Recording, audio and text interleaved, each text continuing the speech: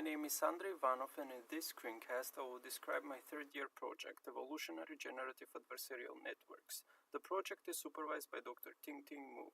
In recent years, generative adversarial networks, or GANs, have found huge success in various image generation-related tasks, but still suffer from a lot of training problems. In my project, I extend a previously proposed modification of the GAN called the evolutionary GAN, which aims to overcome these problems with evolutionary methods. Firstly, I will describe the problem of generative modeling, which is the general problem my approach is aiming to solve. In generative modeling, given a data set of examples of some real-world phenomenon, the goal is to learn to generate new samples from the phenomenon. For example, given a data set of images of cats, the goal is to learn to generate new, previously unseen pictures of cats. The current state-of-the-art approach for generative modeling is the Generative Adversarial Network, or GAN for short. The GAN consists of two neural networks, a discriminator and a generator.